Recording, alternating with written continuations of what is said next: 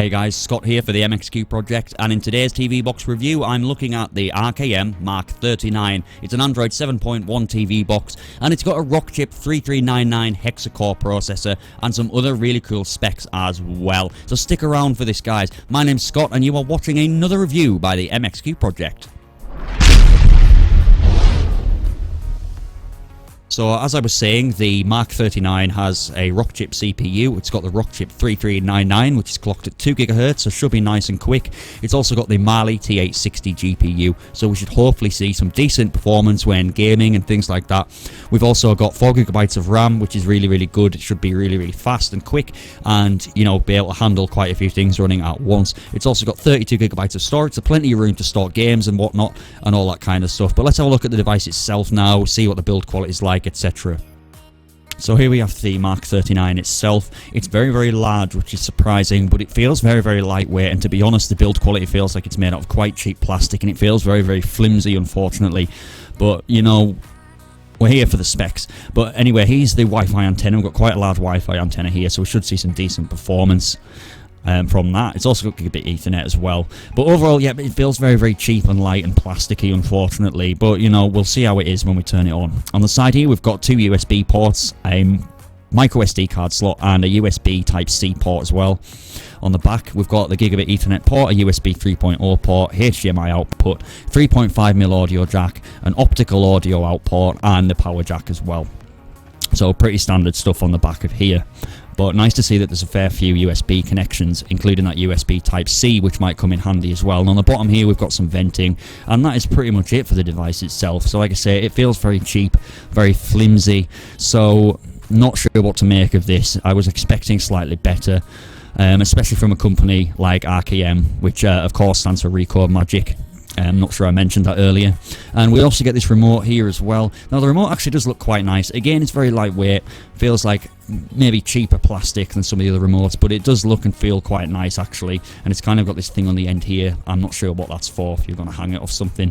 No idea, but it does look quite nice, and hopefully it should work relatively well compared to the bog standard remotes that we usually get in these things. But it's got all your standard buttons on there. One thing that's lacking is a keyboard or a keypad, but I'm sure we can live without that. I'll be using my air mouse that you can see in the background. But now let's power this thing up and have a look at the firmware. So this is the launcher that we're greeted with when we power up the Marc 39. It's a pretty standard looking launcher. I've not seen this particular design before, but all the usual stuff's here. Shortcuts for Play Store, the app drawer, browser, and all that stuff. It also comes with this thing called a booster, which I think clears the processors and clears the RAM up. And you know, we've got a file explorer, separate subfolder we can add games to. So we'll go and add a game here now. We've got a separate, you know, subfolder for games. I don't tend to use these. And again, we've got a bar along the bottom where we can add custom shortcuts to whatever apps you're using the most, just for easy access. Again, I don't really use that too much, but pretty standard stuff. If you're familiar with TV boxes, you'll have seen plenty of launchers with these type of functions before. So if we just go into the settings now, we get our standard Android settings on this sidebar, like the Wi-Fi and stuff. So if we go into more settings now, and we'll have a look at the Android version and things. So it's the Marc 39, and we're running Android 7.1.2, and the latest security patch is apparently the April the 5th, 2017, so over a year ago, and it's running kernel version 4.4. We've also got the system update app here, and we can check wirelessly for updates. And we can also set them to check automatically and download the updates automatically as they come in. We've not had one just yet, but hopefully Rikomagic will stay on top of this and offer plenty of support for this device, because so far I'm fairly impressed with the performance of it all. But we've got the online update app there as well, so if any updates come through, you would use this. So let's take a look now at some of the stock apps that come with this box and see what we kind of get in terms of bloatware and pre-installed apps.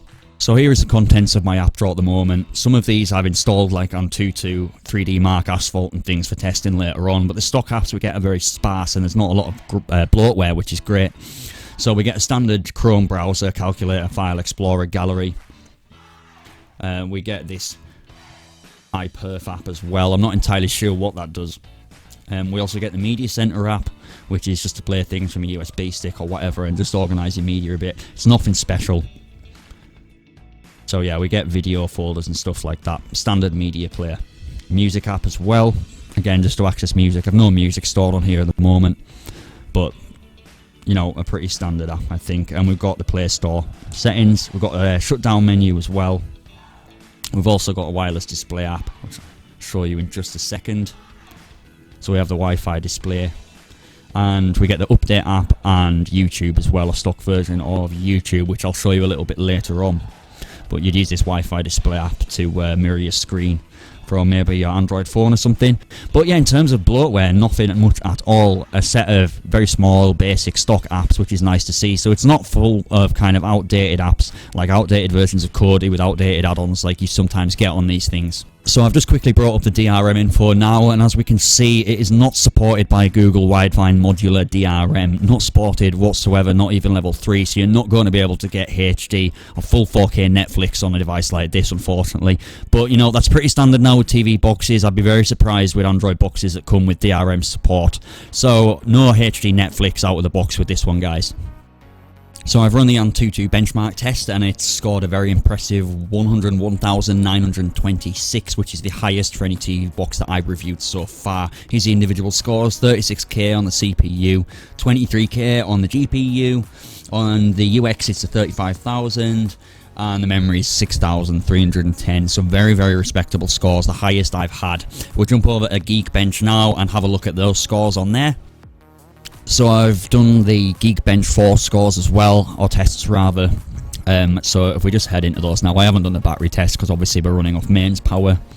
But if we go into my test history now and take a look at those scores. So first up's the CPU. It scored 1100 on the single core score and 2647 on the multi-core score as well.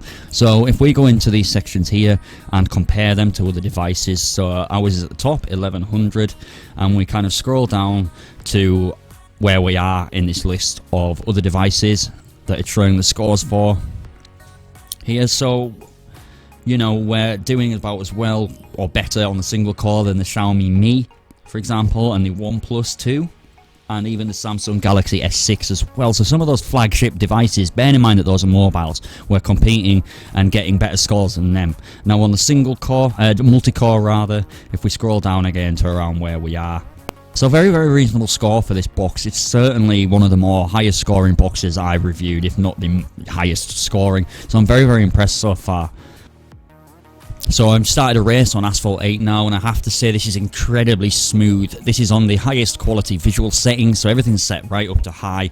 The menus as well beforehand were very, very smooth. I do notice on a lot of boxes the menus tend to lag regardless of the game performance, but this has to be the smoothest performance I've gotten out of a TV box playing Asphalt 8 on high settings. It's an absolute joy to play. There's absolutely zero lag virtually.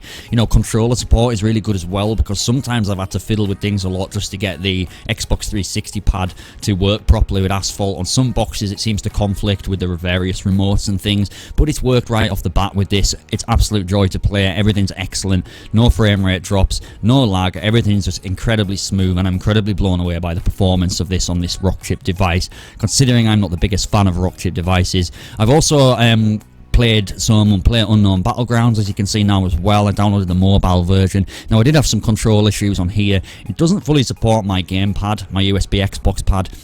It's letting me use the pad to move around the map, but it's not letting me do anything else, so I'm having to kind of move around with the Xbox controller while using the on-screen buttons to do things, and it performs okay. There's some lag there, but that could be due to my internet connection at the time, but it plays very, very well. Now, last but not least, I played Modern Combat. Now, I'm starting to think that maybe this game has issues on its own rather than the hardware it's being played on, because every TV box I've reviewed has struggled somewhat with Modern Combat, and this RKM Marc39 is no exception. It's still quite laggy, and this is on the optimal settings as well, so this is kind of the lower visual settings, and it's still struggling quite a lot in comparison to how well it ran Asphalt 8. Now, I've always had this problem with this game, so I'm not sure if it's the hardware I'm using or whether it's the game itself. Not a clue, but here you've got a basic idea now of the gameplay of this device, and it's very, very good so far. I've also tried some emulation just quickly. I've put on a PSP emulator and I'm trying Grand Theft Auto Liberty City Stories. Unfortunately, it's not the greatest performance. I'm having to make quite a few tweaks to the settings, to the emulator settings, to be able to get anything kind of remotely playable. Now, maybe I'm not using the best games for this. There are obviously some games that work better than others, but GTA is struggling quite a lot, I'm afraid. It's getting to a stage where it can be quite playable on certain settings, but I don't know if I'd be comfortable playing this, you know, from start to finish with this kind of performance, but that's just me. Again, other games might work a lot better, but this gives you a basic idea of the emulation capabilities when you're emulating things like PSP. So in terms of video playback, I'm just playing a test clip on YouTube now. Of course, this box can play 4K video natively, but I have no way of recording 4K footage for the review. I do have a 4K TV though, so you're going to have to take my word for it when I say that 4K video works really, really well on this device. I'm just not able to show you it properly. But other than that, you know, video playback's very, very good. I'm just using the stock YouTube app here, which unfortunately doesn't work very, very well. They've kind of gone for the TV version that they've stuck on here, and it doesn't work that well, so you may be well to just go on to Google Play or Aptoid and download a better version of the YouTube app to use rather than the stock one. And as it's a stock one, it can't be uninstalled either very easily without rooting your device. Anyway, but video playback's very, very good overall, and you're going to get some decent performance out of this, and not much else to say really. So on the whole, I'm very, very impressed with this device, and I don't often say that about Rockchip boxes, as you might well be aware if you follow our channel. We normally are left a bit underwhelmed as far as Rockchip devices go, but this Mark 39 with that Rockchip 3399 has absolutely blew me away, and it's changed my mind very quickly about Rockchip devices, and I'm looking forward to reviewing some more and seeing what these newer devices can do. Overall, a very, very sturdy, good device. Build quality could be better, as I stated earlier on in the video. But overall, connectivity is great. You've got plenty of connections on there. USB 3.0, Type-C, micro SD card slots to expand your storage. It's got 32GB internal storage and 4GB of RAM, so everything's really quick. The processor's really good. It can handle multitasking, and it's very, very good in terms of gaming performance as well. So if you want a device you're going to be able to play some higher-end Android games on, or even some emulation, you're not going to go far wrong with this device. I'm very, very impressed with it. Not much else left to say. Everything's really good. The internet connection's good as well, by the way. I didn't get a chance to show you the Wi-Fi tests, but it does make use of that Wi-Fi antenna, and I'm getting a very decent connection compared to some other boxes. And also that gigabit Ethernet port is really good as well. So if you've got the internet connection and a fast, decent internet connection, then this box is going to make use of that as much as you could possibly need. So very, very impressed all around. But anyway, I'm going to leave it there today, guys. I really hope you've enjoyed today's review. If you did like it, don't forget to give the video a like and leave me a comment in the description. And also don't forget to subscribe to the channel and click that bell icon, that notification icon. Otherwise you won't be notified when we upload new videos, and we normally upload several a week. So subscribe to the channel, click that bell icon, and come and see us on the website, mxqproject.com. Follow us on Twitter at mxqproject, and we've also got the Facebook group and all that jazz. All the links will be in the description. So I have been Scott, you have been watching another review by the MXQ Project, and I shall see you in the very next video, guys.